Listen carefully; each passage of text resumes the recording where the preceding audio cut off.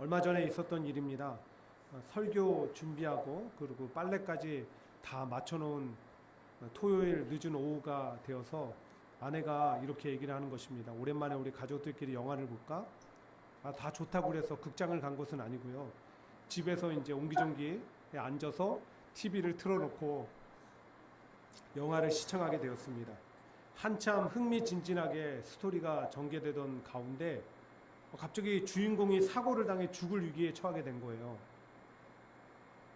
근데 그게 얼마나 사실적인지 너무 그 영화에 몰입해 있던 제 자신이 저도 모르게 제 입에서 이런 말이 터져 나온 거예요. 죽으면 안 되는데?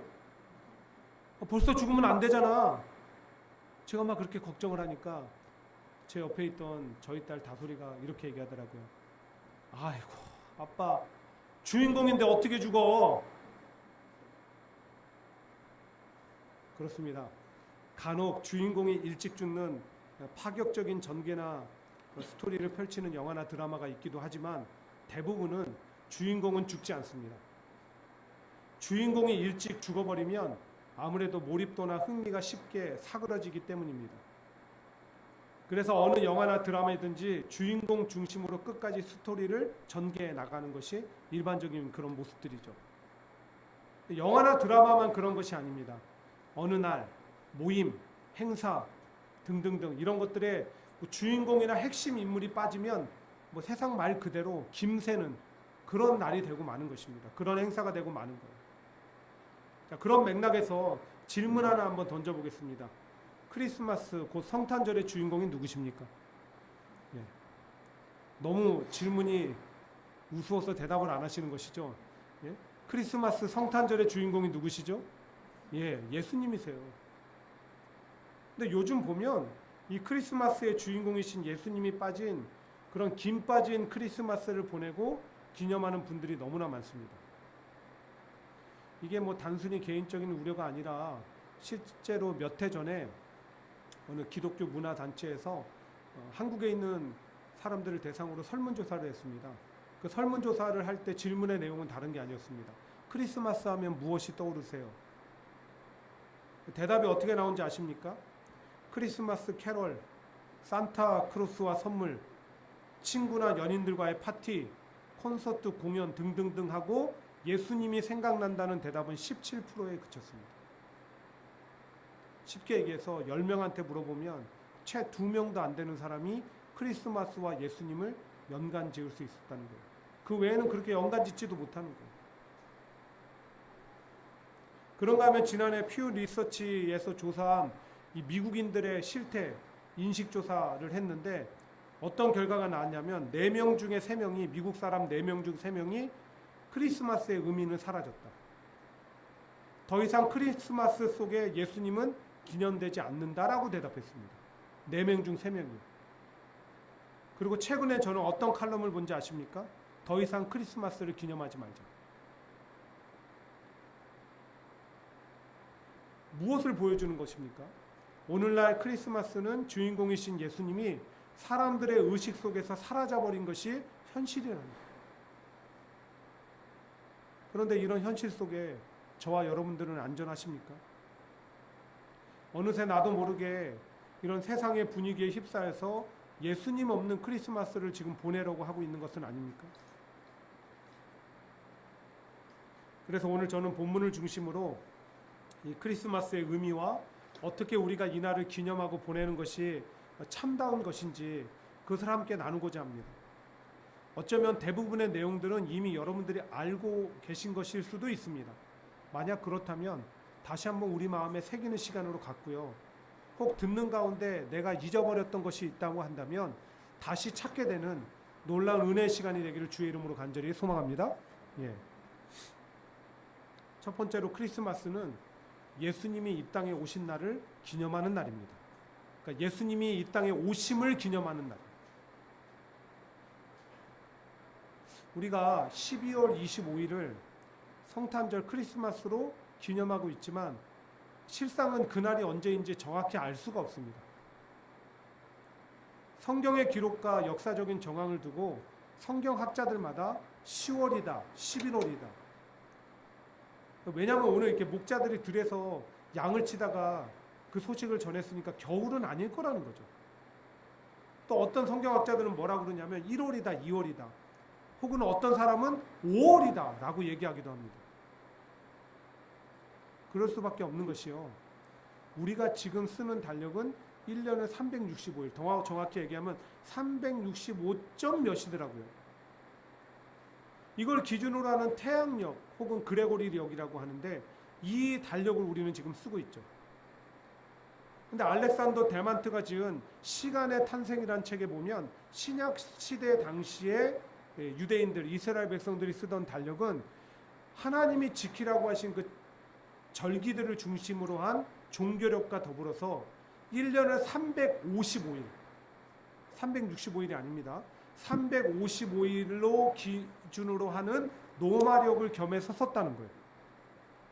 왜냐하면 그때 당시 이스라엘은 로마의 지배 아래, 통치 아래에 있었기 때문에.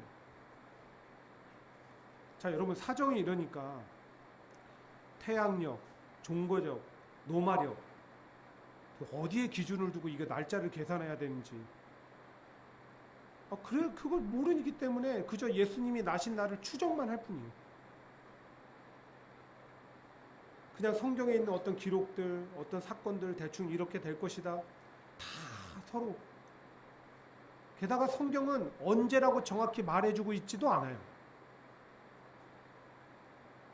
그럼 이런 궁금증이 생기죠. 왜 크리스마스가 12월 25일이 됐을까? 이를 최초로 주장한 사람은 초대 역사가 중 하나였던 히폴리투스입니다. 그는 자기 나름대로 시간을 계산해서 천사 가브리엘이 마리아에게 예수님을 잉태할 것을 예고하신 날이 3월 25일이라는 거예요. 그래서 정확히 10개월 후 12월 25일 날 예수님이 나셨다. 딱 어떻게 이렇게 10개월을 채우죠? 그것도 신기하기도 하고 게다가 보면 이 근거가 빈약해요. 그래서 사람들한테 무시를 당했습니다. 근데 이런 주장을 펼치고 정확히 또 약 한 100년 후에 로마 주교였던 율리오 1세가 환상을 보았다고 하면서 그 환상 가운데 예수님이 탄생하신 날이 12월 25일이라는 거예요. 그리고 로마 카톨릭은 이것을 받아들여서 매년 12월 25일이면 성탄을 기념하는 행사를 갖게 되었습니다. 그렇게 카톨릭 교회의 전통이 오늘에 이르게 되었다라는 주장이 있어요. 또 그런가 하면 AD 313년에 콘스탄티누스 황제가 로마의 국교를 기독교로 제정하죠. 그리고 나서 태양신 바알을 섬기던 그 날을 12월 25일을 예수님 탄생하는 날로 바꿨다라는 주장도 있습니다. 막 이런 여러 가지 주장들이 막 복합적으로 얽혀 있다 보니까 사람들이 요즘에 뭐라고 하냐면 12월 25일이 예수님이 정확히 오신 날인지도 모르고 게다가 왜 우리가 카톨릭 전통을 따르고 태양신을 섬기던 날을 예수님 오신 날로 기념해야 되는지 찜찜하다고 하면서 그날 기념하지 말자라고 주장하는 사람들이 있어요. 옳지 못하다. 심지어 예수님 믿는 사람들 가운데서도 그런 주장을 하는 사람들이 있어요. 또 크리스마스를 그냥 할로데이의 하나로 지키는 것이 무슨 잘못된 일이냐라고 우리에게 얘기하는 사람들도 있습니다. 근데 여러분, 우리는 이런 말들에 현혹되어서는 안 됩니다. 왜냐하면 모든 날, 모든 시간의 주인은 누구십니까? 하나님이에요. 과정이 어때든 간에 1년 365일 가운데 하루를 정해서 이 땅에 오신 예수님을 기념하게 하셨다면 우리는 그것을 지키고 따르고 또 그것을 지켜나가야 되는 의무가 있는 거예요. 날짜가 중요했다면 하나님이 성경에 기록하셨겠죠. 날짜가 중요한 게 아닙니다. 우리가 하루를 정해서 예수님이 이 땅에 오신 그 날을 기념하는 게 중요한 거예요. 그리고 예수님이 이 땅에 오신 것은 너무나 분명한 역사적인 사실입니다. 때와 장소 그리고 인물 등 예수님 탄생과 관련된 기록들이 너무나도 세밀하기 때문에 그뿐만 아닙니다. 처녀 마리아가 예수님을 잉태하여 낳은 것은 우연이 아닙니다. 이사야 7장 14절의 예언을 따른 것이죠. 주께서 친히 징조를 너에게 주실 것이라 보라 처녀가 잉태하여 아들을 낳을 것이요 그 이름을 임마누엘이라 하리라. 이대로 이루어진 거예요. 그뿐만 아니라 창세기 49장 10절과 이사야 11장 1절은 예수님께서 유다 지파 이새의 줄기를 통해서 나신다라고 얘기했습니다. 그대로 이루어졌어요. 또 미가서 5장 2절은 뭐라고 하시는지 아십니까? 베들레헴 에브라다야, 너는 유다 족속 중에 작을지라도 이스라엘을 다스릴 자가 내게서 내게로 나올 것이라. 예수님 베들레헴 마구간에 태어났다고 하니까 여러분 생각할 때는 황제가 명을 내려서 호적하러 갔다가 우연히 나신 일이라고 생각하십니까? 아니라는 거예요. 성경이 먼저 베들레헴 나실 것을 예언하신 거예요. 그리고 그대로 이루어진 것입니다. 그렇게 하나님께서 이미 수천 년 전부터 예수님을 이 땅에 보내실 것을 계획하시고 선지자를 통해서 예언케 하시고 많은 사람들에게 기대케 하시고 마침내 하나님이 정하신 때에 그 일을 친히 이루신 것입니다. 근데 세상은, 그리고 그 속에 속하 있는 악한 영들과 사람들은요, 예수님이 이 땅에 오신 것 자체를 부정하고 없던 일로 하고 싶어서, 그래서 자꾸 이런 날짜 논쟁, 이런 것들 할로데이로 변질시키고 하는 목적이 다 거기에 있는 거예요. 점점 예수님을 지워가는 데 목적이 있는 것입니다. 그러므로 우리는 그런 세상과 사람들의 소리에 절대로 현혹되거나 동조해서는 안 되는 것입니다. 대신 크리스마스를 예수님이 이 땅에 오심을 기념하는 날로 정확히 인식하고 기념하고 널리 알리고 전하는 삶을 살아야 되는 거예요. 작은 것에서부터 말할 때 해피 할로데이 하면 나도 그냥 그렇게 하는 것이 아니라 메리 크리스마스라고 전할 수 있어야 되고요. 크리스마스 카드 한 장 사고 물건 하나 사는데도 산타크로스가 그려져 있는 그게 아니라 예수님의 탄생을 기념하는 것들을 사고 그것들을 전하고,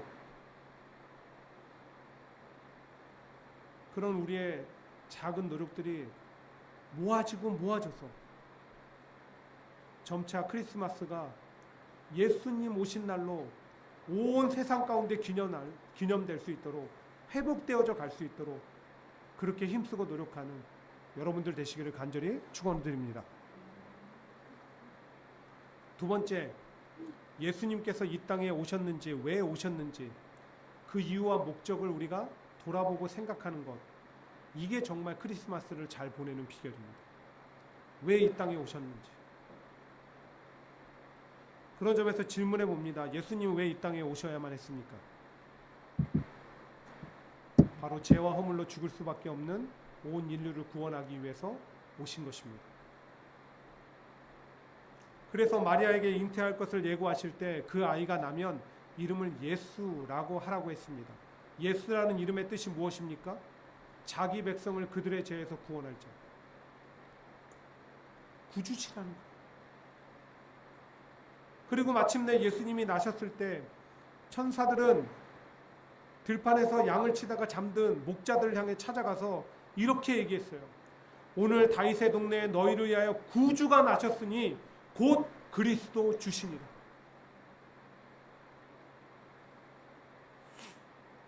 죄의 싹슨 사망이요, 하나님의 은사는 그리스도 예수 우리 주 안에 있는 영생이니라. 예수님이 이 땅에 오심으로 영원한 죽음에 처해질 존재가 영원한 생명을 얻는 존재로 바뀌었으니, 이렇게 운명이 바뀌어 버렸으니 이게 얼마나 놀랍고 감격스러운 일입니까? 그래서 천사들은 목자들에게 또 이렇게 얘기하기도 했습니다. 보라, 내가 온 백성에게 미칠 큰 기쁨의 좋은 소식을 너희에게 전하노라. 구주로 오신 예수님 때문에 우리가 살았습니다. 우리 죄가 사해졌습니다. 우리에게 천국의 소망이 주어졌습니다. 이게 바로 복음이고 가스펠인 것이요, 기쁜 소식인 거예요. 그런데 예수님께서 살리러 오신 백성 너희는 다른 누군가가 아닙니다. 저와 여러분인 거예요.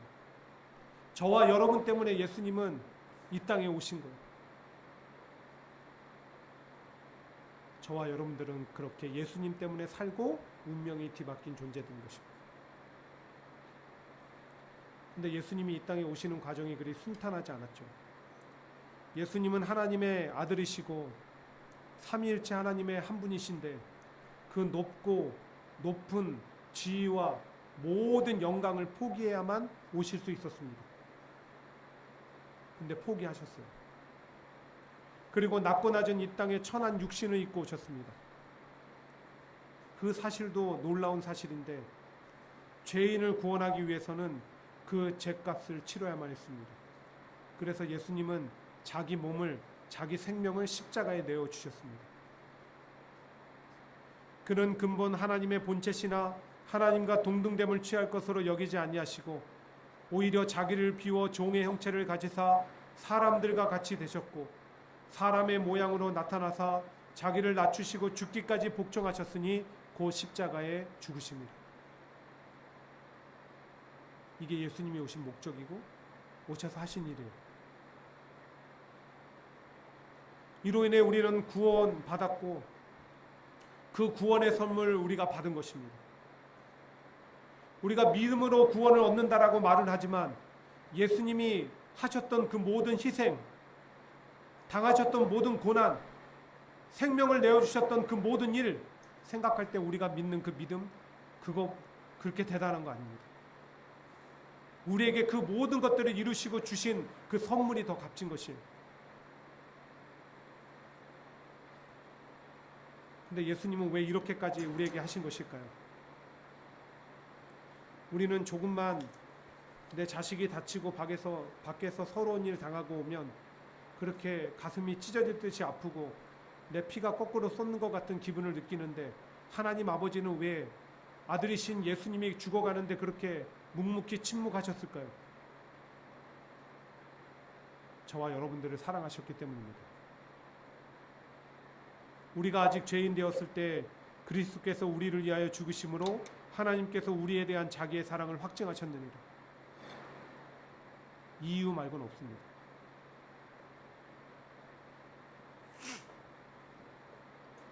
덴마크의 철학자 키에르케고르의 저서 철학적 단편에 실린 이야기입니다.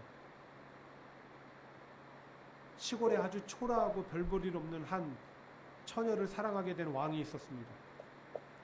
그 왕이 그 시골 처녀와 결혼하는 길은 두 가지입니다.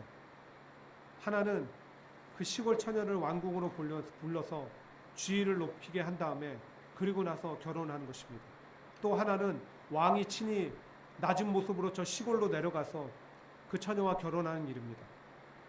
두 가지 선택 가운데 왕은 어떤 선택을 했을까요? 왕은 두 번째 선택을 합니다. 왕의 모든 것들을 버려두고 저 시골로 낮고 천한 곳으로 가서 마침내 그 사랑을 이루게 됩니다. 키에르케고르는 이 이야기를 통해서 예수님의 낮아지심과 그를 통해서 보여주신 하나님의 놀라운 사랑을 많은 사람들에게 전하고 있는 것입니다. 그 왕이 바로 예수님이시거든요. 사랑하는 성도 여러분, 정말 만약이지만 예수님이 아직까지 이 땅에 오시지 않았다라고 한다면 어떻게 됐을까요? 생각만 해도 암울하지 않습니까? 그런데 천만 다행으로 그런 불상사는 일어나지 않았습니다. 예수님께서 이 땅에 오셨다라는 거예요. 그러므로 우리가 크리스마스를 올바로 기념하고 보내는 길은 바로 왜 예수님이 하늘의 모든 지위와 영광을 포기하고 낮고 낮은 이 땅에 그것도 아주 천한 육신을 입고 오사 죽기까지 복종하셨는지 그 이유와 목적을 계속해서 생각해 보는 거예요. 바로 저와 여러분들을 구원하기 위해서, 살리기 위해서 오셨다는 것입니다. 천국의 소망을 간직하고 살아가게 하기 위해서. 그것을 온전히 되새기며 감격하고 감사하는 시간, 이 크리스마스에 보내야 됩니다. 그리고 그런 놀라운 사랑을 받은 우리도 앞으로는 하나님을 더욱 뜨겁게 사랑하며 살 것을 이 크리스마스를 통해 결단할 수 있는 우리 함께하는 교회 성도들 되기를 주의 이름으로 간절히 축원드립니다. 마지막으로 예배하는 것이 크리스마스를 바로 기념하는 길입니다. 예배하는 것. 오늘 우리가 읽은 이 본문으로 가보시면 아기 예수님께서 베들레헴 마구간, 정말 머물 곳도 없어서 마구간에 태어나시고 이 말구유, 말밥통이잖아요. 거기에 탁 누이셨을 때 천사들이 막 어디론가 향했어요. 거기가 어딜까요? 바로 들판에서 양을 치다가 목자들이 자고 있는 그 들판을 향해서 막 간 거예요. 그러니까 예수님이 나신 그 소식은 그 현장에 있었던 마리아와 요셉을 제외하고 가장 먼저 누가 알게 된 거예요? 목자들이 알게 된 거예요. 또 궁금하지 않습니까? 왜 목자들이 이 소식을 먼저 들어야 했을까? 왜? 가장 대표적인 해석이 이래요. 이 베들레헴의 구약시대 옛 이름은 벳핫게렘입니다. 근데 그곳에는 내갑 족속의 자손들이 살고 있었다는 거예요. 전통적으로. 근데 본래 내갑 족속은 이방인들이었습니다. 그러나 하나님이 은혜를 베푸심으로 이스라엘 지파 가운데 소속되게 하셨어요. 그 은혜가 너무나 기쁘고 감사해서 늘 하나님 앞에 감사하며 살았습니다. 그 모습을 하나님은 또 기뻐하심으로 이 레갑 족속들에게 하나님의 성전에서 봉사하는 임무를 맡겼습니다. 그래서 이 레갑 족속의 후손들은 자발적으로 들판에서 양을 치면서 성전에 이 제사할 때 제물로 드려야 되는 양과 그 다음에 땔감을 공급하는 일을 한 거예요. 친히 낮아줘서. 그뿐만이 아닙니다. 포도주를 멀리하고 집을 짓지 않고 저 초막 장막 속에서 거하면서 그냥 거룩하고 구별된 삶을 살아갔어요. 그래서 하나님은 내 앞에 설 사람이 영원히 끊어지지 아니하리라 그렇게 내갑 족속들에게 축복을 약속하셨습니다. 그리고 그 축복의 약속을 한 약 700년이 지난 그 시점, 그때가 언제예요? 예수님이 태어나신 날입니다.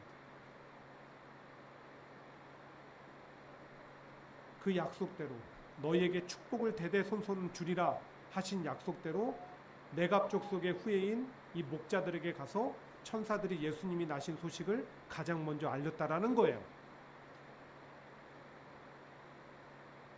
하지만 이런 해석이 합당한 것인지에 대한 논란이 좀 있습니다. 왜냐하면 이 목자들이 내갑 족속 후손이라는 그 증거가 빈약하다는 거예요. 또 어떤 분들은 예수님이 육신의 몸을 입고 마구간에 나는 아주 비천한 모습으로 나셨으니까 당시 이 목동들 목자들은 비천한 직업 가운데 하나거든요. 그래서 상징적으로 가서 목자들에게 먼저 알렸다라고 주장하기도 합니다. 근데 이것도 그냥 좀 그래요. 도대체 왜 목자들에게 천사들은 먼저 예수님 나신 소식을 전했을까? 질문해보고 답을 찾기 위해서 힘썼습니다. 근데 시원한 답을 찾지 못했어요. 그러다가 제가 어떤 자료를 보는데 그 자료에 이렇게 쓰여져 있는 것을 읽게 되었습니다. 그 내용은 다른 게 아니었습니다. 만약에요, 예수님 탄생 소식을 제사장을 비롯한 그때 당시 종교 지도자들에게 먼저 전했다라고 한다면 그들은 성경책을 펴놓고 이게 성경적으로 맞는 일인지 옳은 일인지 증거가 타당한지 이거 논하고 있었을 것이라는 겁니다. 아니면 왕실에 전했으면 이 예수님 탄생하신 그 소식이 정치적으로 어떤 파장을 일으킬지 그거 대책 논하고 있었을 거라는 거예요. 실제로 헤로당은 그것을 알고 어떻게 했습니까? 예수님을 찾아 죽이려고 했죠. 그 파장이 무서워서. 근데 목자들은 천사가 구주가 나셨다. 그분이 바로 하나님이 약속하셨고 그리고 너희가 기다린 메시아다 라고 하자 이렇게 바로 반응했습니다. 15절입니다. 천사들이 떠나 하늘로 올라가니 목자가 서로 말하되 이제 베들레헴으로 가서 주께서 우리에게 알리신 바 이 이루어진 일을 보자 하고 그들은 망설이지 않았습니다. 따지지 않았습니다. 바로 발걸음을 옮겨서 예수님 나신 그곳을 향해서 찾아갔습니다. 그리고 거기서 예수님께 경배했습니다. 하나님은 아기 예수 탄생 소식을 듣고 예배할 예배자를 가장 먼저 찾으셨고 목자들은 예배할 준비가 되어져 있던 자들이었습니다. 그래서 천사들은 하나님의 명을 받아서 목자들을 먼저 찾아간 것입니다. 이를 통해서 볼 때 우리가 크리스마스를 가장 잘 기념하며 보내는 길은 다른 데 있지 않습니다. 바로 예배하는 것입니다. 우리를 위해 이 땅에 오시고 우리를 위해 생명을 주신 예수님, 그리고 그 아들을 사랑하사 아낌없이 주신 하나님 앞에 예배하는 것이에요. 그래서 크리스마스라는 말도 예수님을 의미하는 크라이스트, 예배를 의미하는 메스, 그 말이 합쳐진 말이죠. 그런 점에서 크리스마스를 맞이하여 예배하지 않는 자들, 진정한 크리스마스의 의미를 모르는 자들입니다. 예배하지 않는 분들, 크리스마스를 제대로 기념하지 않는 분들입니다. 하지만 감사하게도 하나님은 우리를 지혜롭게 하사 이렇게 예배를 통해서 크리스마스를 바로 기념하게 하셨습니다. 그런데 이것으로 여러분 만족하지 않기를 원합니다. 왜냐하면 우리는 하나님이 가장 먼저 찾으시는 자가 누구인지를 알았기 때문입니다. 바로 하나님은 예배자를 찾고 계십니다. 그리고 지금도 하나님은 예배자를 찾고 계신다라고 요한복음 4장 23절은 다음과 같이 전해줍니다. 아버지께 참되게 예배하는 자들은 영과 진리로 예배할 때가 오나니 곧 이때라. 아버지께서는 자기에게 이렇게 예배하는 자들을 찾으십니다.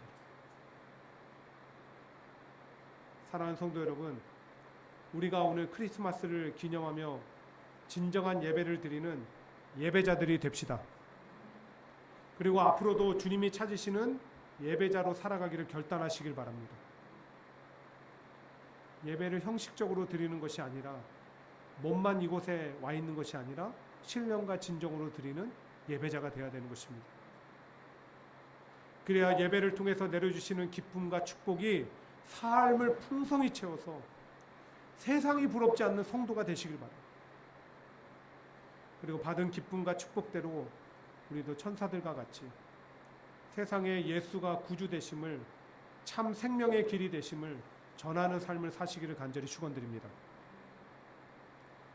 오늘 말씀을 통해서 우리가 알게 된 크리스마스를 제대로 지키고 기념하는 길은 세 가지입니다. 예수님이 이 땅에 오신 날이라고, 그 오신 그 사건, 날이 아니라 그 사건을 기념하는 것이고, 왜 오셨는지 이유와 목적을 생각하는 것이고, 예배하는, 그 예배자로서 결단하는 것. 이번 크리스마스뿐만 아니라 매 이 사실을 날마다 되새기고 전함으로 크리스마스의 주인공 되시는 예수님을 사람들의 의식 속에서 지워버리려는 이 세상의 의도에 맞서는 우리가 그런 하나님의 군사가 되시고, 또 그들 안에 구주가 되시는 예수님을 영접함으로 마침내 온 세상이 우리 하나님을 경배하는 그날을 맞이할 수 있게 되기를, 바로 주의 오심을 경험하는 그날까지 우리가 살아가는 모두가 되시기를 주의 이름으로 간절히 축원드립니다. 오늘 말씀 생각하며 함께 이렇게 찬양하고 예배를 마치도록 하겠습니다.